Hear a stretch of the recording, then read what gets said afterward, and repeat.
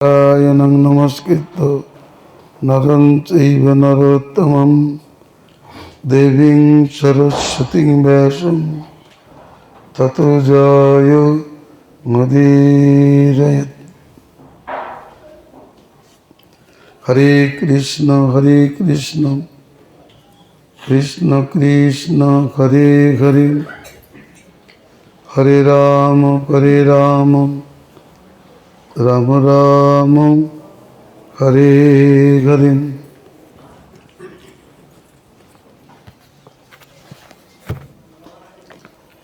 परम विजयते श्री कृष्ण संकीर्तनम श्री श्री कृष्ण चैतन्य चंद्र विजयते तमम।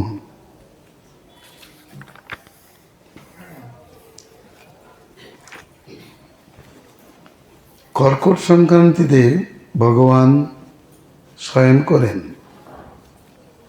भगवान शयन हेतुई व्रत आरम्भ है। मकर संक्रांतिते भगवान प्रयागे स्नान करें। ওই সময় দেবতাগণ স্নান করেন। সেই জন্য মকর সংক্রান্তিতে স্নান প্রসিদ্ধ। কারণ হয়গ্রীব দৈত্য বেদ ধারণ করিলে ব্রহ্মাদি দেবতাগণ অনন্ত শয়নে সাই ভগবানকে স্তুতি করে জাগিয়েছিলেন। ভগবান দ্বাদশীর দিন উঠেছিলেন। উত্থান একাদশীতে উঠেন। উঠেই তাদের প্রতি সদৃষ্টিপাত করেছিলেন, তাদের বক্তব্য শুনেছিলেন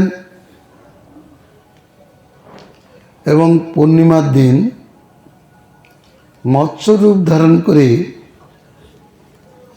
হয়গ্রীব দত্তকে হত্যা করে বেদ উদ্ধার করেছিলেন।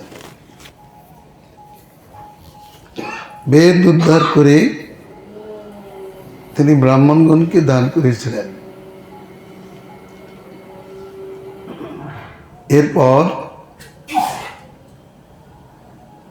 তিনি দেবতাদেরকে আশীর্বাদ দিয়েছিলেন, উত্থান একাদশীর মাহাত্ম্য গান করেছিলেন এবং দেবতাদের সহিত প্রয়াগে মকর সংক্রান্তিতে তিনি স্নান করেন। সন্ধ্যাকালে সন্ধ্যার পরে ভগবান শয়ন করেন। সন্ধ্যাকালে শুইতে নাই। ভগবান শয়ন করেছেন একাদশীতে আর ওঠেন যে একাদশীতে, তার নাম উত্থান একাদশী। ভগবানের শয়ন হইতেই ব্রত আরম্ভ হয়। উত্থানে ব্রত ভঙ্গ হয়। কিন্তু এই ব্রত পালনের বিধি তিনটে বলেছেন, একাদশী পক্ষ থেকে, দ্বাদশী থেকে, পূর্ণিমা থেকে। পূর্ণিমার থেকে ব্রত আরম্ভ করলে শয়নের পরেই ব্রত করতে হয়। কিন্তু এক জায়গায় বলেছেন না, ভগবান শয়ন করলেই ব্রত আরম্ভ হয়।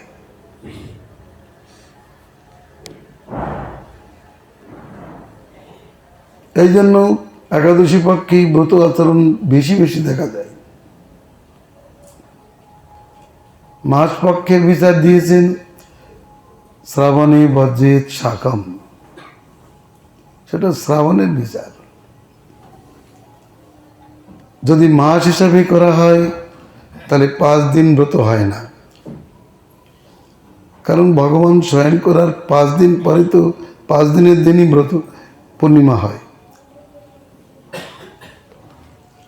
আবার মাস বিচারে যদি বলা হয়, দামোদর মাসের 5 দিন থাকতেই ব্রত ভাঙা হয়।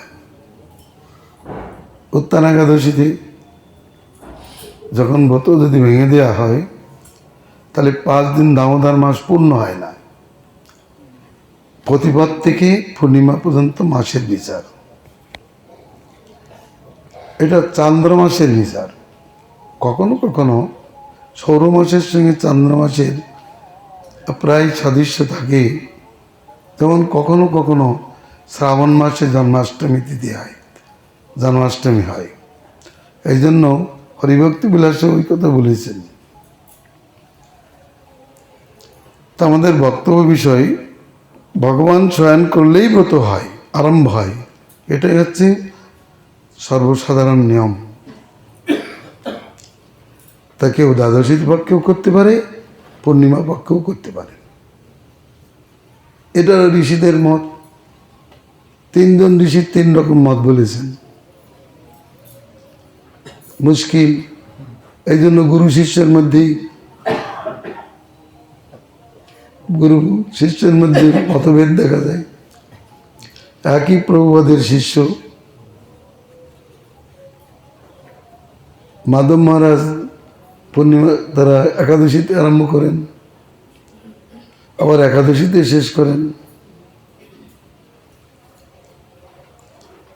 চৈতন্য মঠে পূর্ণিমা থেকে আরম্ভ করেন, পূর্ণিমা থেকে শেষ করেন। একাদশীতে ছাড়লে দামোদর মাস পূর্ণ হয় না, 5 দিন থেকে যায়। আবার বলেছেন ভবিষ্যৎ পুরাণে শ্রীকৃষ্ণ যে দামোদর ব্রত করে যারা ভীষ্ম পঞ্চক করে না, তারা ব্রত ফল প্রাপ্ত হবে না, তাদের কার্তিক ব্রত নিষ্ফল হয়ে যাবে।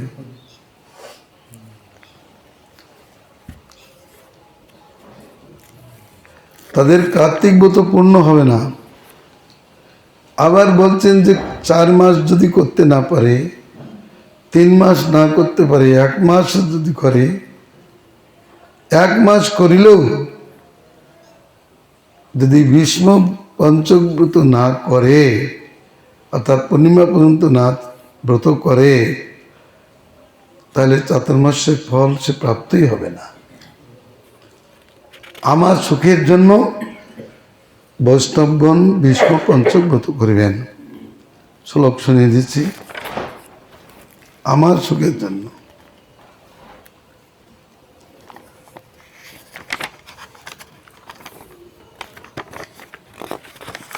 তাহলে ভগবানের সুখের জন্য ব্যবস্থাটা নিতেই হবে। প্রতিপদ বিচার, প্রতিপদ।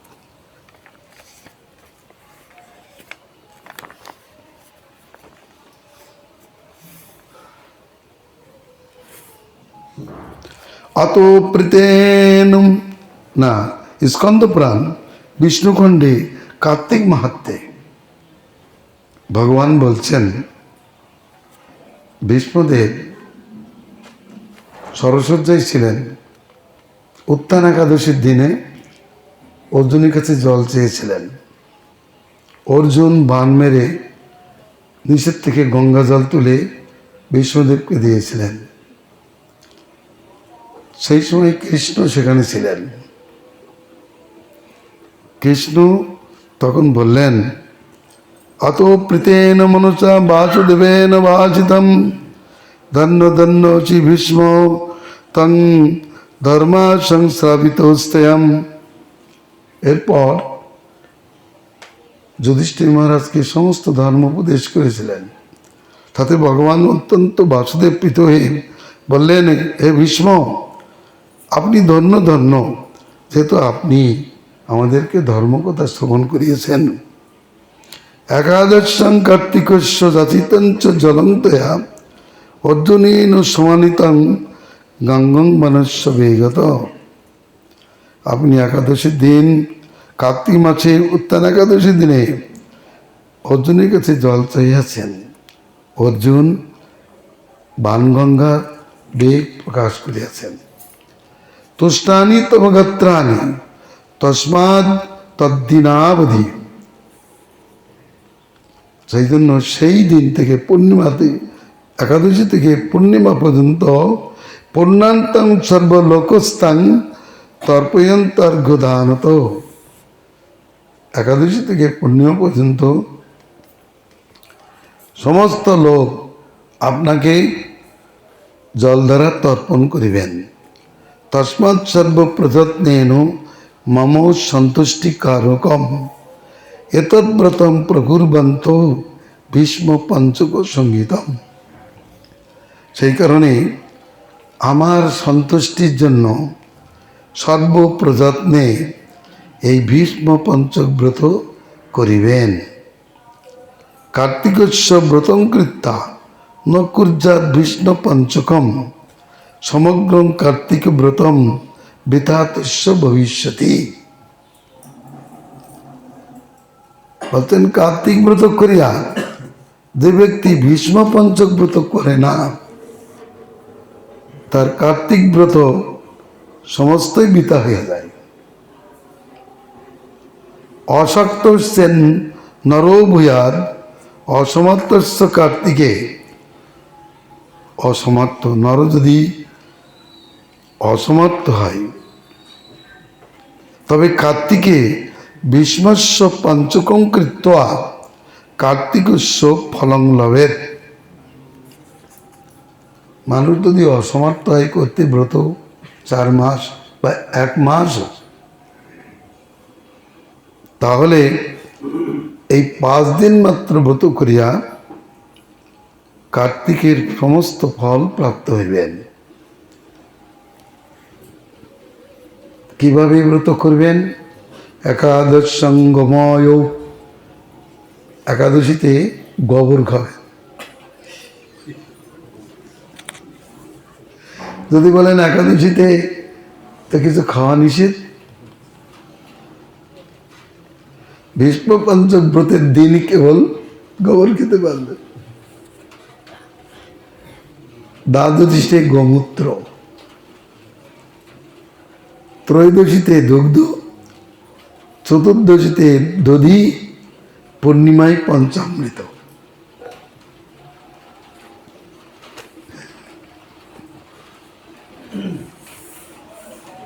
এই ভীষ্ম পঞ্চক ব্রতের নিয়ম। এই জন্যই বিচার করেই পূর্ণিমা পর্যন্তই চৈতন্য মঠে ব্রত চলে।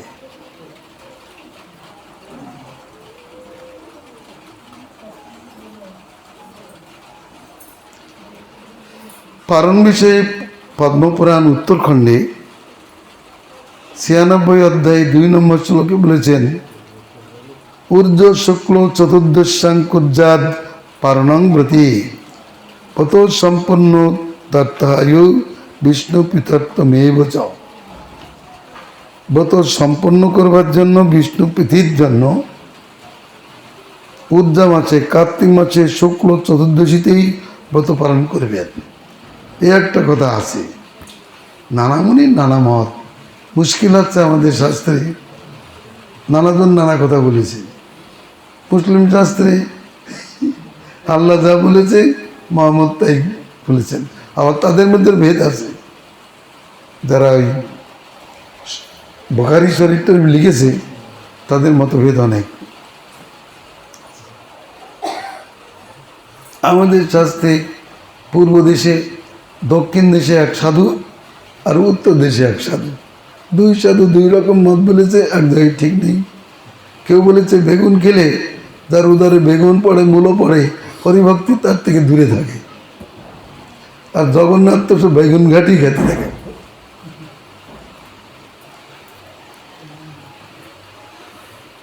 এক জায়গায় লিখেছে কলমি শাক খাওয়া যাবে না, এক জায়গায় বলছে না কলমি শাক খাওয়া যাবে। এক জায়গায় লিখেছে মূলো খেতে নাই, আর হবিষ্যান্নের মধ্যে রয়েছে মূলো। বলুন, হবিষ্যান্ন করতে বলেছে, তার মধ্যে মূলো লেখা আছে। এই জন্যই নানা মুনির নানা মত নিয়ে মহা মুশকিলের মধ্যে পড়তে হয়। এই যে বিকল্প পদ্ধতি, এটাই সর্বনাশ করে দিয়েছে মোটে মানুষকে। বিকল্প পদ্ধতি, এটা না এটা, এটা না এটা, এইটাই মুশকিল করেছে। এই জন্য গুরু শিষ্যে ভেদ হচ্ছে, সম্প্রদায় ভেদ, গুরু শিষ্য ভেদ হচ্ছে, সম্প্রদায় ভেদ হচ্ছে।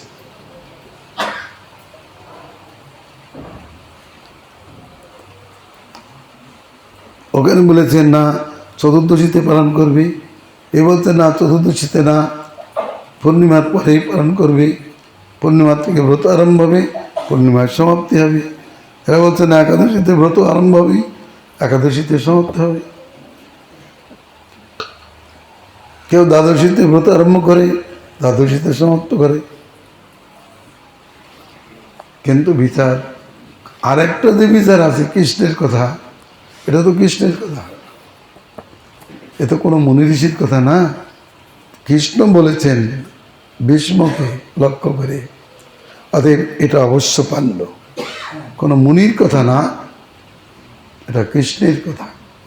এই জন্য এটা অবধারণ রাখতে হবে।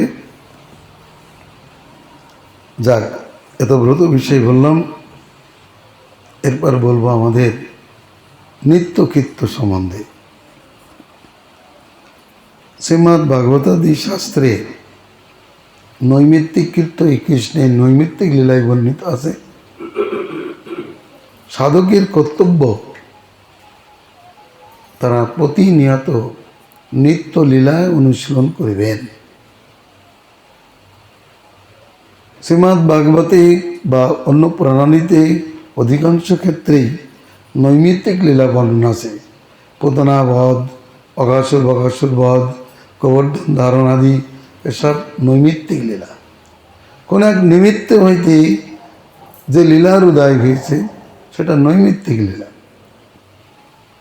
কিন্তু ভগবান নিত্যকাল কি লীলা করেন এ সম্বন্ধে পদ্মপুরাণে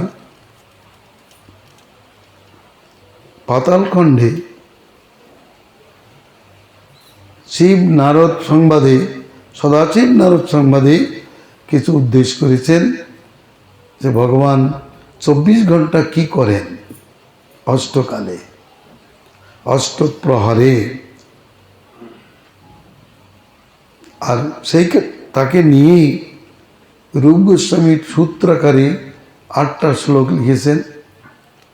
সেটা ব্যাখ্যা করেছেন বিস্তারিতভাবে কবিরাজ গোস্বামী গোবিন্দ লীলামৃতে, বিশ্বনাথ চক্রবর্তী ঠাকুর শ্রীকৃষ্ণ ভাবনামৃতে এবং কবি কর্ণপুর সেটা কৃষ্ণার্ধী কমদিতে সংক্ষেপে প্রকাশ করেছেন। আমাদের কর্তব্য, আমরা নৈমিত্তিক লীলার সেবক নই। নৈমিত্তিক লীলার কথা আমরা পড়তে পারি, শুনতে পারি, কিন্তু তাদের আমাদের চিত্ত শান্তি হবে না।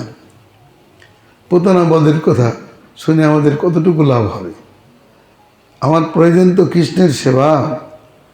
24 ঘন্টা কৃষ্ণ লীলা করে চলেছেন, সেই লীলায় আমি সেবা গ্রহণ করব, সেটা জানতে হবে। নারদ প্রশ্ন করেছেন সদাশিবের কাছে যে প্রভু কৃষ্ণ দৈনন্দিন কী লীলা করেন, সেটা না জানলে তো আমি সেবা করতে পারি না। কোনো ব্যক্তি যদি গুরু সেবা করতে চায়, সঙ্গে সঙ্গে গুরু সেবককে জিজ্ঞাসা করেন গুরুদেব কখন কি করেন, কখন কি খান, সেটা শুনে নিয়ে তবে তো সেবক হতে পারে। তো সদাশিব বললেন আমি তো ওটা জানি না, তুমি ওটা বৃন্দা দেবীর কাছ থেকে জেনাও। কোথায় আছেন বৃন্দা দেবী? বলে কেশিঘাটে বৃন্দা দেবী থাকেন, বৃন্দা দেবীর কাছ থেকে জেনে নাও। বৃন্দা দেবীর কাছে নারদ গেলে প্রশ্ন করলেন, নারদ তা উত্তর দিয়েছে, এই বৃন্দা দেবী উত্তর দিয়েছেন। তো আমাদের কর্তব্য, তিনি প্রশ্ন করেছেন কৃষ্ণের দৈনন্দিন লীলাটা আমি জানতে চাই। শ্রীমদ্ ভাগবতাদির শাস্ত্র পাঠ হয় বটে, সব নৈমিত্তিক লীলা, চৈতন্যের নৈমিত্তিক লীলা। চৈতন্য ভাগবতে, চৈতন্য চরিতামৃতে, চৈতন্য মঙ্গলে, চৈতন্য চরিতামৃত মহাকাব্যে কেবল নৈমিত্তিক লীলা লেখা আছে, তাতে নিত্য লীলা লেখা নেই। এই জন্য শ্রী রূপ গোস্বামী প্রভু 8টা শ্লোকে অষ্টকালীন লীলা, মহাপ্রভু লীলার কথা জানিয়েছেন। বিশ্বনাথ চক্রবর্তীও 8টা শ্লোকে বলেছেন, কিন্তু বিশ্বনাথের অষ্টকালীয় শ্লোক শ্রীমান শ্রী রূপ গোস্বামী শ্লোকের অনুরূপ না। রূপ গোস্বামী সবসময় রাধাভাবে ভাবিত শ্রী গৌরসুন্দরের অষ্টকালী লীলার কথা জানিয়েছেন। আর বিশ্বনাথ চক্রবর্তী ঠাকুর কিছু অন্য লীলার সমাবেশ করেছেন।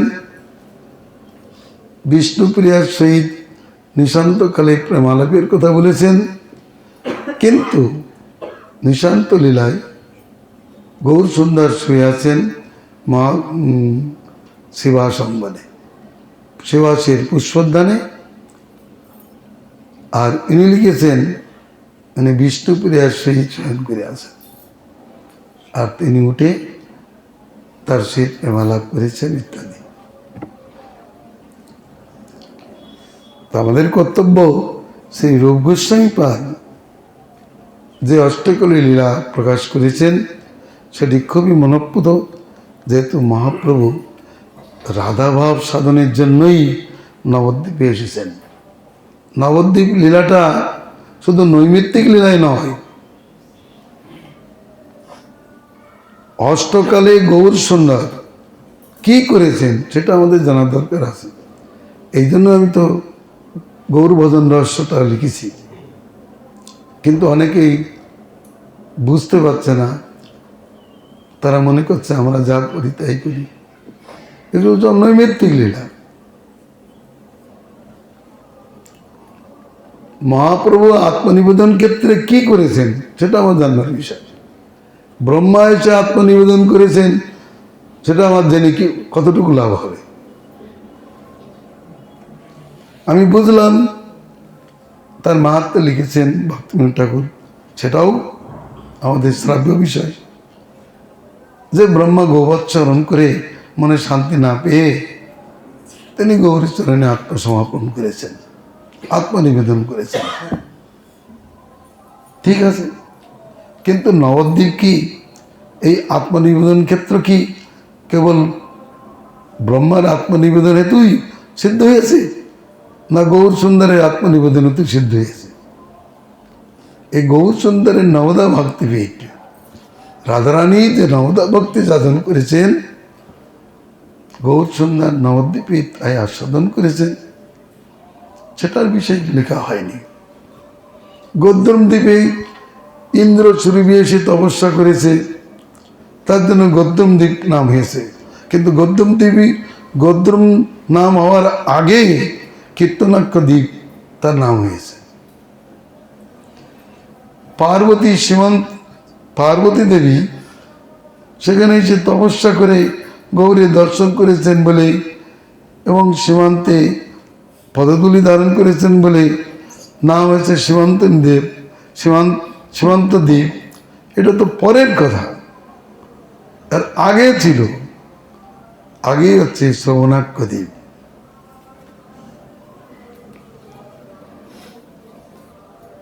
অতএব গৌর সুন্দর অষ্টকালে তিনি কি লীলা করেছেন, তার কি ভাব, সেটা জানতে হবে। গৌর সুন্দর অষ্টকালে রাধাভাবে ভাবিত হয়ে যে লীলা করেছেন সেটাই আমাদের সেব্য। এই জন্য শ্রী ভক্তি সিদ্ধান্ত সরস্বতী ঠাকুর তিনি রসরাজ মহাভাব রাধাভাব ভাবিত শ্রী গৌর সুন্দরের উপাসনার কথা বলেছেন। পঞ্চতত্ত্বের সঙ্গে পাঁচমিশালি ভজনের কথা বলেননি। পঞ্চতত্ত্বের সঙ্গে মহাপ্রভু কীর্তন করেছেন, বিলাস করেছেন, তাও মিথ্যা নয়, সেটাও সত্য কথা। কিন্তু গৌর সুন্দর যখন, আমাদের কর্তব্য, গৌর এসেছেন রাধাভাব আস্বাদন করতে, রাধাভাব আস্বাদনে তার যে ভূমিকা সেটা আমাদের আলোচ্য বিষয়। অষ্টকালে কিভাবে তিনি রাধাভাব আস্বাদন করেছেন সেটা প্রত্যেক সেবকের জানার বিষয়। যেমন অষ্টকালে কৃষ্ণ কি করেছেন সেটা যেমন জানবার বিষয়, তেমনি গৌর সুন্দর গৌর লীলা নিত্য, তিনি অষ্টকালে কি করেছেন সেটাও জানবার বিষয়। আমাদের ছিল ভক্তিবিনোদ ঠাকুর কৃষ্ণের অষ্টকালী লীলার কথা উল্লেখ করেছেন, কিন্তু গৌর সুন্দরের অষ্টকালী লীলার কথা উল্লেখ করেননি। পরন্তু রূপ গোস্বামী প্রভু কৃষ্ণের এবং গৌরের অষ্টকালী লীলার কথা প্রকাশ করেছেন। আর আমাদের ভজন আরম্ভ হবে গৌর থেকে, গৌরলীলা থেকে।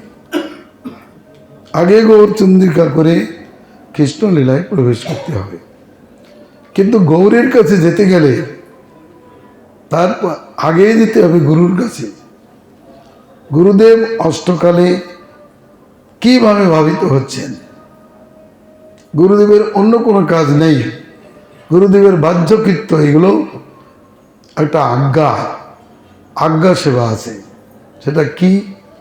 জীব জাতিকে কৃষ্ণোন্মুখ করা, আচার্য লীলায় জীবকে কৃষ্ণ ভজন শিক্ষা দেওয়া, এটা তার হচ্ছে আচার্য লীলা। তার অন্তর্নিহিত লীলা কি? তিনি সবসময় 24 ঘন্টায় 8 প্রহরে তিনি গৌরলীলা এবং কৃষ্ণলীলা স্মরণ করে হরিনাম কীর্তন বা ভাবাবেশন হরিনাম কীর্তন করেন, তার বদন রস আস্বাদন করেন। কথাটা ভালো করে বুঝতে হবে। গুরুদেবের এইটুকু কাজ না সকলকে কানে মন্ত্র দেওয়া। গুরুদেবের নিত্য কীর্ত তিনি নিশান্ত কাল থেকে শয়ন পর্যন্ত 24 ঘন্টায় এই যে 8 প্রহর, তিনি প্রহরে প্রহরে গৌরলীলা কৃষ্ণলীলা স্মরণ করে নাম সংকীর্তন করেন। যেমন একটি গান গেয়েছি, নিশান্তে গৌর কৃষ্ণ লীলার স্মরণে ব্যাকুলিত হন যিনি নাম সংকীর্তনে, রাধা সখী ভাবে সেই রস আস্বাদন। অর্থাৎ গৌরলীলায় সখারূপে, কৃষ্ণলীলায় সখীরূপে যিনি 2 রস আস্বাদন করেন, আমি বন্দী সেই গুরুর চরণ। আমাদের গুরুবর্গ দুটো স্বরূপ নিয়ে ভজন করেছেন, গৌরলীলায় সখা স্বরূপে, কৃষ্ণলীলায় সখী রূপে, সখী মঞ্জরী রূপে তারা সেবা করে থাকেন। এবং এটা প্রসিদ্ধ ব্যাপার। যেমন রূপ গোস্বামী তিনি গৌরীর সেবায় আছেন, রূপমঞ্জরী স্বরূপে রাধাকৃষ্ণের সেবায় থাকেন। আমাদের গোস্বামীদের দুটো করে স্বরূপ, তারা গৌরলীলায় সেবা করেন এবং পুরুষদের গৌরলীলায় সেবা করেন, এবং গোপী স্বরূপে কৃষ্ণলীলার সেবা করেন। যেহেতু রাধাকৃষ্ণ এক পুরুষ রূপ ধারণ করেছিলেন, সঙ্গে সঙ্গে সখীগণ সকলেই পুরুষ রূপ ধারণ করেছেন। নবদ্বীপ প্রকাশের তার লীলার রহস্য এই, একসময় বিরোধার তটে শ্রীকৃষ্ণ বিরাজার সহিত বিহার করিতেছিলেন। এই সংবাদ পেয়ে রাধারানী দুঃখিত হলেন। তিনি একটা দ্বীপে সখীদের সঙ্গে কুঞ্জ সজ্জা করলেন। একটা সুন্দর দ্বীপ, সেই দ্বীপকে সাজালেন। তার মনের ভাব, আমি নিশ্চিন্তভাবে এই দ্বীপে আমার প্রাণকান্তের সহিত বিহার করব। কিছুক্ষণ পরে কৃষ্ণ সেখানে উপস্থিত হলেন। কুঞ্জ সজ্জা দেখে খুব প্রসন্ন হলেন। বললেন, হে রাধে, হে প্রিয়ে, তুমি আমার জন্য এই কুঞ্জ সাজিয়েছ, আমি প্রসন্ন হয়েছি। আমি নিত্যকাল আমি তোমার সহিত এই কুঞ্জে বিহার করব। রাধাকৃষ্ণ এক জায়গায় বসেছেন, সখীরা সব জয়ধ্বনি করতে লাগলেন, জয় গৌরী হরি, জয় গৌরী হরি। দেখতে দেখতে রাধা কৃষ্ণ এক পুরুষ আকার ধারণ করলেন। তখন তারা জয়ধ্বনি দিলেন, জয় গৌর হরি, জয় গৌর হরি। সখীগণ দেখলেন আমাদের আরাধ্য রাধাকৃষ্ণ যখন পুরুষ রূপ ধারণ করেছে, তখন তারাও যত সখী ছিল রাধারানী তারা সব পুরুষ রূপ ধারণ করলেন। ললিতা সখী হলেন শরৎদামোদর, বিশাখা হলেন রামানন্দ রায়। এইভাবে সখীগণ সব পুরুষ রূপ ধারণ করলেন। পুরুষ রূপ ধারণ করে গৌরীর সঙ্গে কীর্তনের মতো হলেন।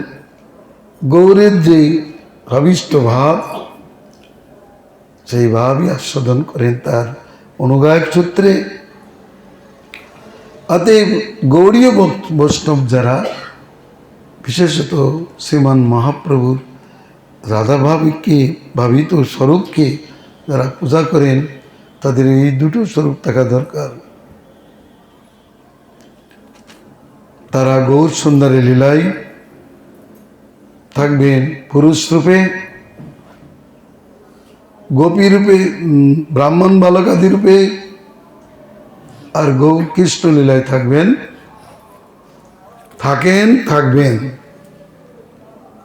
গোপী রূপে, রাধার সখী রূপে। রাধার সখীর মধ্যে ভেদ, মঞ্জরিয়াদি রূপে। এরা সব সখী। মঞ্জরি মানে সখীর থেকে পৃথক না, নিত্য সখীকেই মঞ্জরি বলা হয়। নিত্য সখী, প্রাণ সখী, এরা মঞ্জরি নামে প্রসিদ্ধ। অতএব আমাদের কর্তব্য যখন তখন যে সে গান গাওয়া উচিত না। যেমন যে কোনো গ্রন্থ পুস্তক পড়লেই আমরা পরীক্ষায় উত্তীর্ণ হতে পারি না, একটা সিলেবাস থাকে। সেই সিলেবাস অনুসারে পড়াশোনা করলেই তবে উন্নতি হয়। তদ্রূপ কার্তিক মাস আদি কেন, 12 মাস আমাদের এই নীতিতেই চলতে হবে। অষ্টকালে গৌর সুন্দরের লীলা এবং কৃষ্ণের লীলা স্মরণ করে হরিনাম কীর্তন করার কথা বলেছেন। যেমন ভক্তিমোহন ঠাকুর বলেছেন, এই লীলা স্মরো আর গাও কৃষ্ণ নাম, কৃষ্ণ লীলা প্রেমধন পাবে কৃষ্ণধাম। তাহলে বলেছেন, তদ্রূপ আমাদেরও কর্তব্যযোগ্যভাবে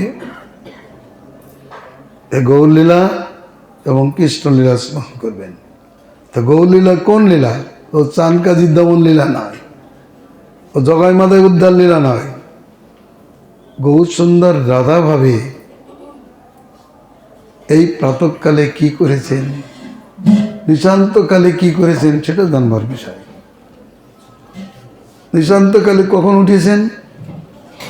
রূপ গোস্বামীপাদ লিখেছেন, সুখ মানে কোকিলাদির রব শ্রবণ করে গৌর সুন্দর জাগ্রত হয়েছেন এবং নিকুঞ্জ ভবনে রাধাকৃষ্ণকে স্মরণ করে তিনি ভাবে বিভোর, চোখের জলে ভাসছেন।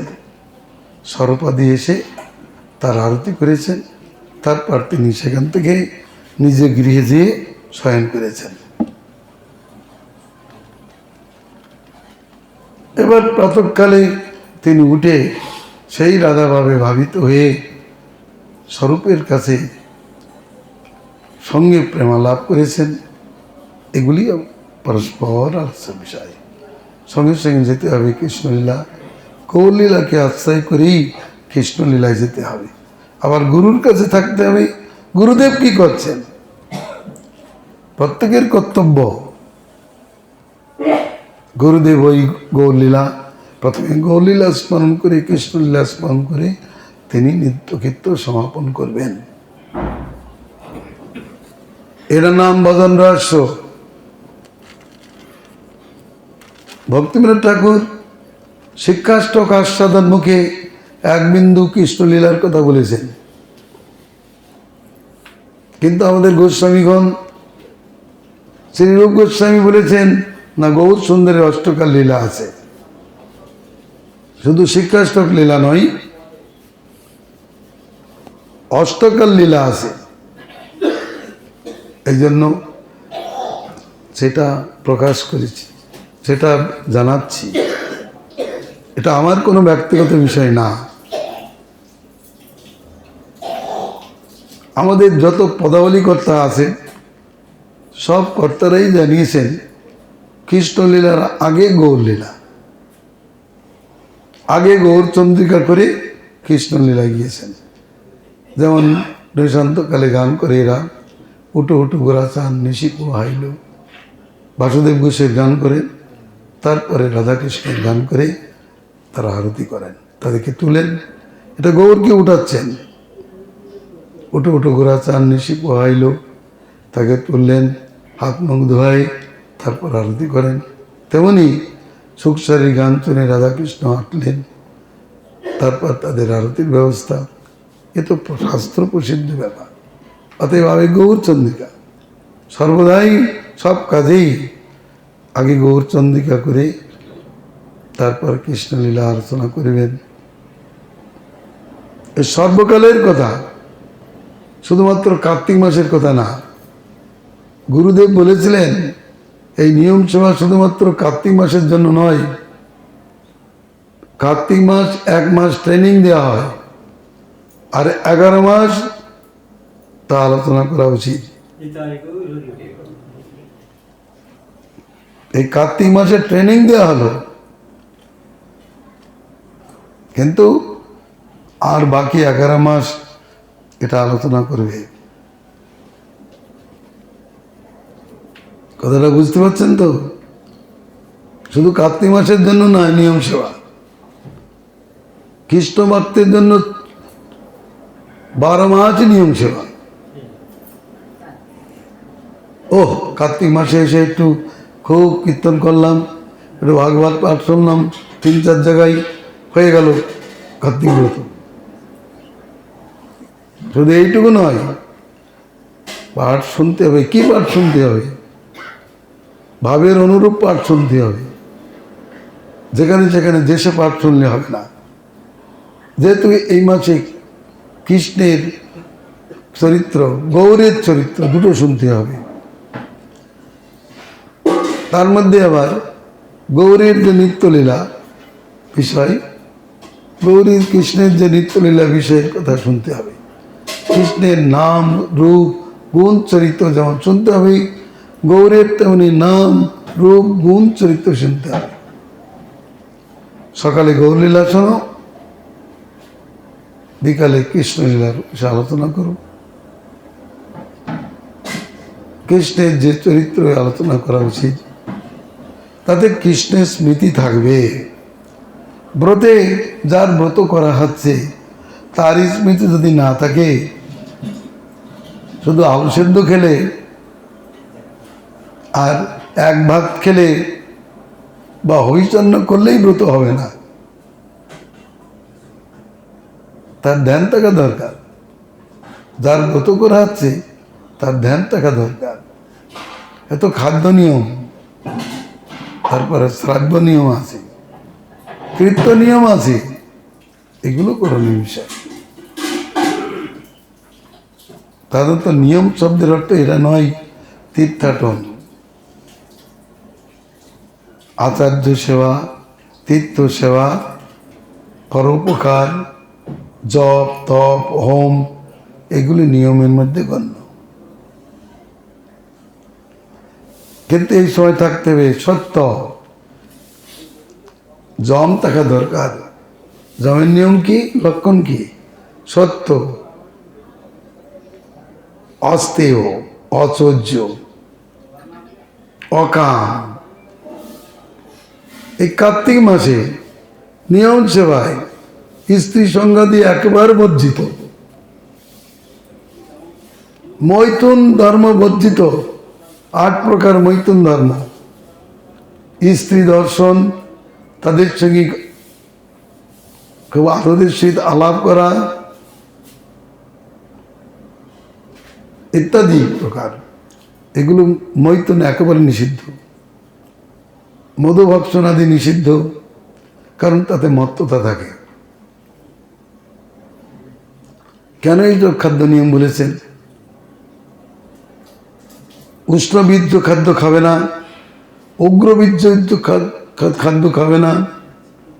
কারণ উষ্ণবীর্য আর উগ্রবীর্য খাদ্য খেলে চিত্তের চাঞ্চল্য উপস্থিত হয়। শীতবীর্য খাদ্য খাবে। উগ্রবীর্য পেঁয়াজ রসুন, মদ মাংস, এগুলো উগ্রবীর্য, মানুষের বীর্যকে উগ্র করে দেয়। আর উষ্ণবীর্য পটলাদি। তো এখন তো অনেক লোক পটল খেয়ে ছেয়ে দিচ্ছে, এতে কি মতো ভাবছে? রাধাকুণ্ডে এসে শুধু পাঠ শুনছে, আর ওই বাজার থেকে শুধু বেগুন পটল যা পাচ্ছে তাই কিনে খাচ্ছে। যেমন পাঠ শোনা নিয়ম, সঙ্গে সঙ্গে খাদ্য নিয়ম রাখতে হবে। ব্রত ভঙ্গকর বিষয় লাউ। লাউ সর্বতভাবে ব্রত ভঙ্গ বিষয় লেখা আছে। কি কি খাবে না কার্তিক মাসে?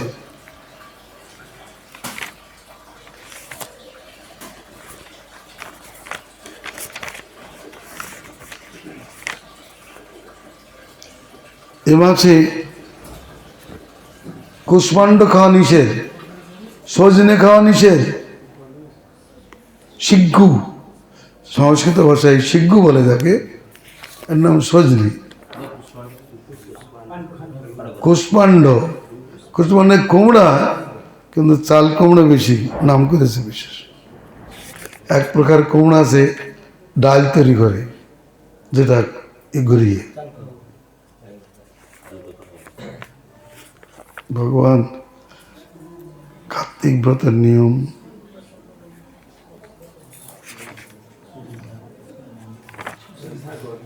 গাজর, লাল শাক, বিট, টমেটো, টমেটো হচ্ছে বিলাতি বেগুন। লাল শাক একেবারেই খাওয়া নিষেধ, গাজর বিট খাওয়াই নিষেধ। পুতিকা ব্রহ্মঘাতিকা, পুঁই শাক ব্রহ্মঘাতী, এর এক নাম উপতকি, এগুলো খাওয়া নিষিদ্ধ। আমিষ খাদ্য নিষিদ্ধ। অনেকে ব্রত করছে আর সিদ্ধ চাল খাচ্ছে। নিষিদ্ধ অন্ন খাওয়া নিষিদ্ধ। দুবার পাচিত অন্ন জিনিস খাওয়া নিষিদ্ধ। কি কি নিষিদ্ধ আর বলে দিচ্ছে।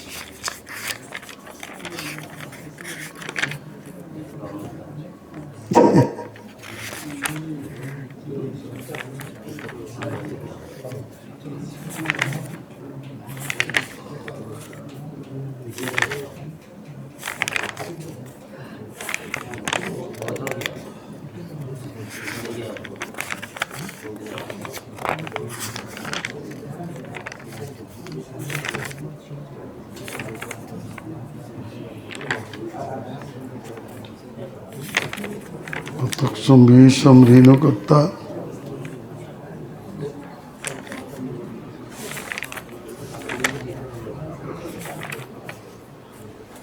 গোড়া লেবু, জম্বির বলে যাকে বলা হয় গোড়া লেবু, ওটা আমিষে গুণ। বড় লেবু, হ্যাঁ। মুসুর, মুসুর ডাল, চর্মযুক্ত বস্তু,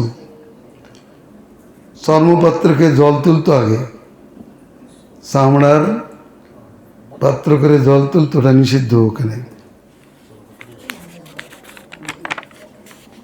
পরান্ন ভোজন নিষিদ্ধ।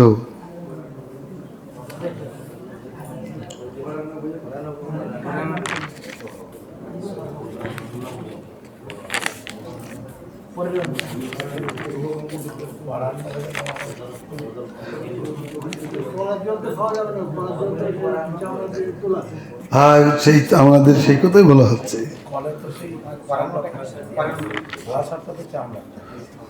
খণ্ডতি অতিথি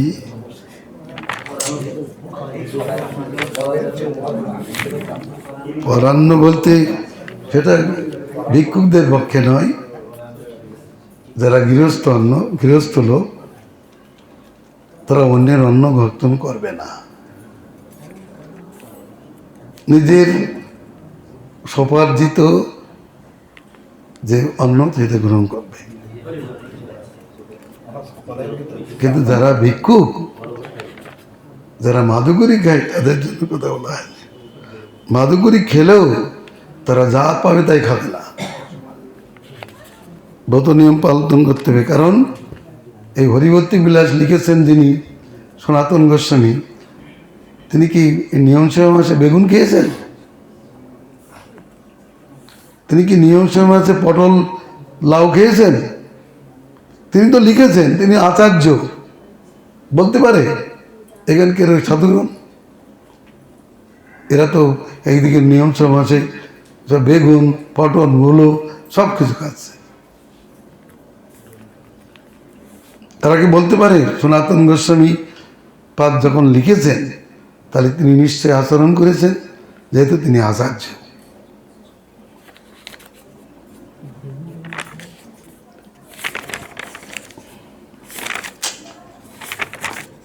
বস্তুগুলো একটু বুঝিয়ে দিতে হবে।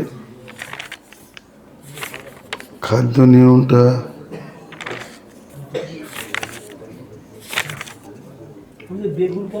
গোবর্জম আমিষম, গো দুগ্ধ ব্যতীত অন্য দুধ আমিষ, ফলে জম্বির আমিষ, রক্তশাক আমিষ, হ্যাঁ, সর্বাংশ দগ্ধম আমিষম, দুবার সিদ্ধ যা সেটা আমিষে গণ্য, মচুরম আমিষম গেয়ম প্রতিকা ব্রহ্মঘাতিকা, সত্রাক, সত্রাক মানে ব্যাঙের ছাতা, আজকাল বিক্রি হচ্ছে না, গিঞ্জন, গ্রিনজন, আজ অনেক লোক স্কুলের লোক একাদশীতেও গাজর খাচ্ছে। গিঞ্জন মানে গাজর,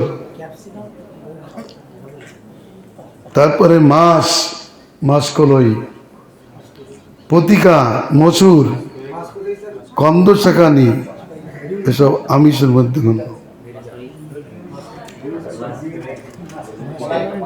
হ্যাঁ, মাসকলই, বিউলির ডাল, কন্দ শাক দুই রকম আছে। কন্দমূল বলতেই সব কিছু খাওয়া যাবে না। কন্দ শাক এখন শালগম, শালগম আদি, মানে সকলেই যদি বলেন যে কন্দমূল খাচ্ছে আমি, তার দোষ কি? কন্দমূল বলতে সব কিছু বুঝাবে না, সব কিছু খাদ্য নয় কন্দমূল।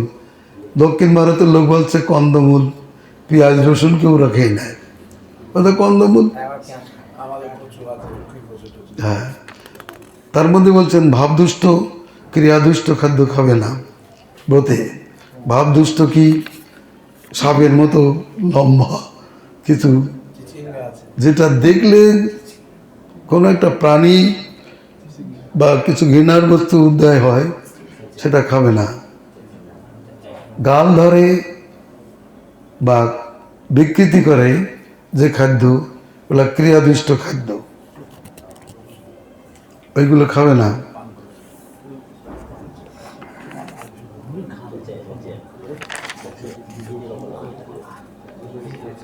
পদ্মপুরাণে তারা বলেছেন যে কুষ্পাণ্ড আদি খাওয়া যায় না। শুধু কুষ্পাণ্ড বলতে অনেকে ওই সব কুষ্পাণ্ডই বাদ দিয়েছে।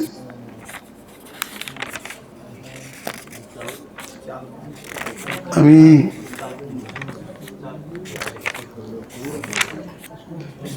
এটা আমার করা নেই তো, সেই জন্য আমি আর ঠিক মতো বলতে পারছি না আপনাদের। এটা পদ্মপুরাণের কথা, পদ্মপুরাণ না, স্কন্দ পুরাণে কার্তিক মাহাত্মে যা বলেছেন আমি শোনাবো। তবে উড়িষ্যার ভক্তদের এখন বলতে পারছি না, পাঠ শুনলে আপনারা বুঝতে পারবেন।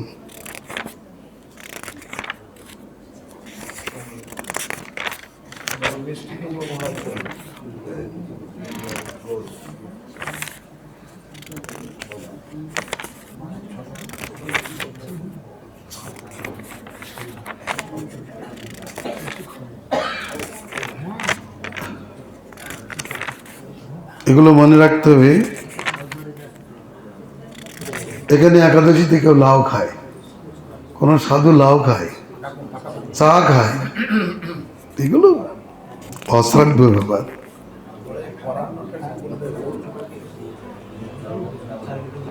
এই দেখেন কার্তিক ব্রতের ত্যায্য, পদ্মপুরাণ উত্তরখণ্ডে পিতু নারদ সংবাদে। কার্তিক ব্রতিনাং পুংসাং নিয়ম যোগ প্রকীর্তিতা তান তিনিশ্চ ময়া রাজন কর্তমানান সমন্তত সর্বামিষানি মাংসানি শূদ্রং মধুখা নিষেধ সৌবীরকম তথা রাজমাস মানে সিম বরবটি রাজমাসাধিকং চাপি নৈবেদ্যাত কার্তিক ব্রতী নো আদ্যাত কার্তিক ব্রতী দ্বিদল সোলার ডাল তিল তৈল তথা অন্ন অশ্রু দূষিত রান্না করতে করতে ঘাম পড়ে গেল তার মধ্যে। ভাব দুষ্ট শব্দ দুষ্ট বর্জেত কার্তিক ব্রতী।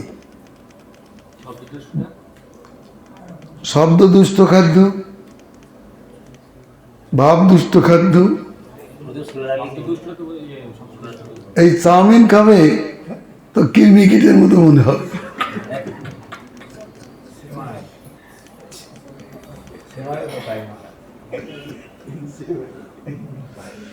ভাব দুষ্ট শব্দ দুষ্টং বর্জেত কার্তিক ব্রতী।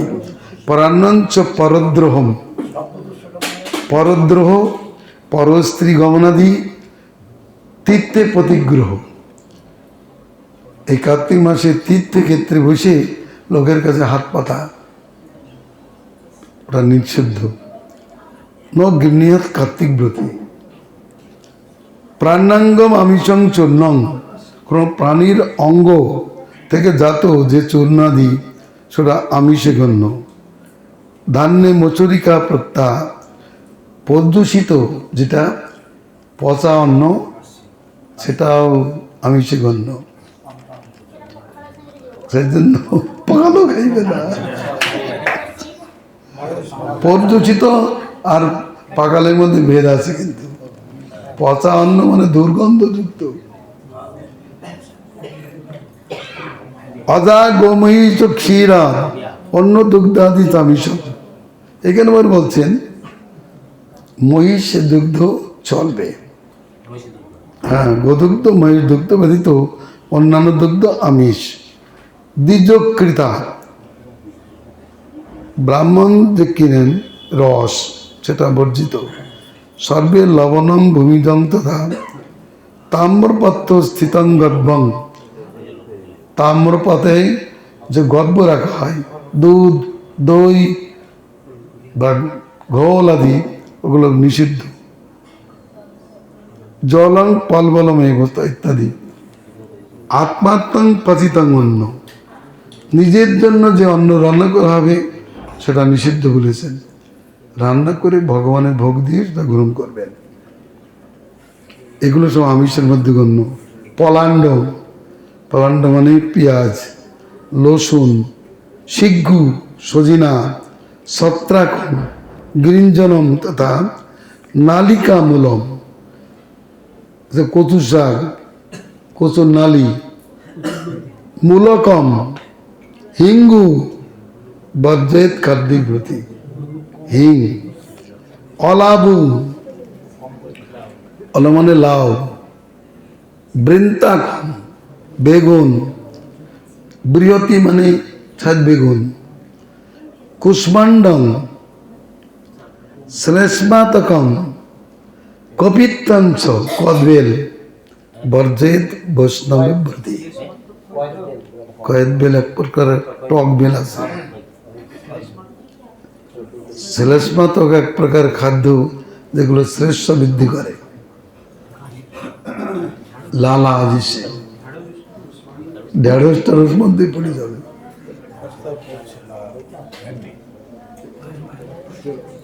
শ্লেষ্মাতক দেখেছেন কিছু খাদ্য আছে শুধু ইয়ে করে লালার মতো ঝরে। কপিত্তাঞ্চ বর্জয়েত বৈষ্ণব ব্রতি। এই তো নালিকাং মূলকং হিঙ্গুম, হিঙ্গু মানে মূলো খাওয়া যাবে না, মূলা মূলা। বজ্রেত কার্তিক ব্রতি।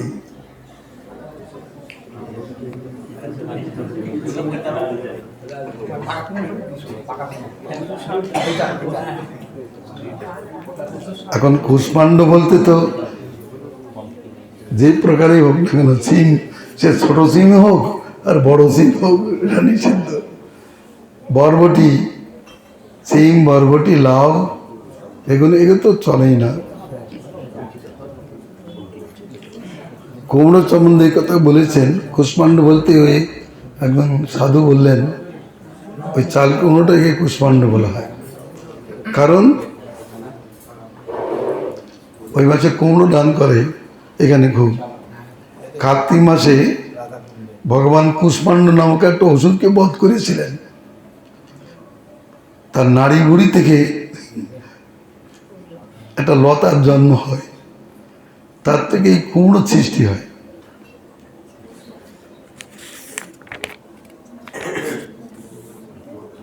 আর একটা পুরাণে পড়েছিলাম, এটা স্মৃতিতে, যে বলিরাজকে যখন ইন্দ্র বজ্র আঘাত করেছিলেন তখন তার নাক থেকে রক্ত নির্গত হয়েছিল, তার থেকে গাজরাদির জন্ম হয়েছে। এই জন্য আসরিক খাদ্য ওরা।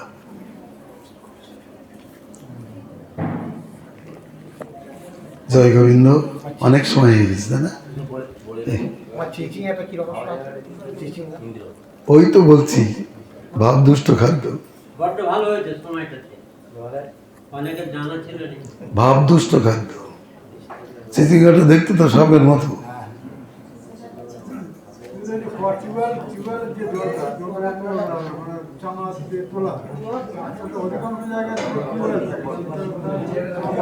সেই তো বলা হচ্ছে, কি করা যাবে? সর্বত্রিত জল ওটা নিষিদ্ধ। প্লাস্টিকে এখন তো প্লাস্টিক দিচ্ছে।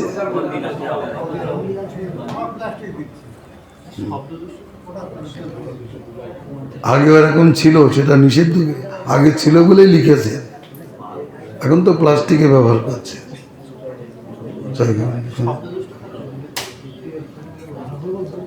যে শব্দ শুনলে খারাপ মনে হয়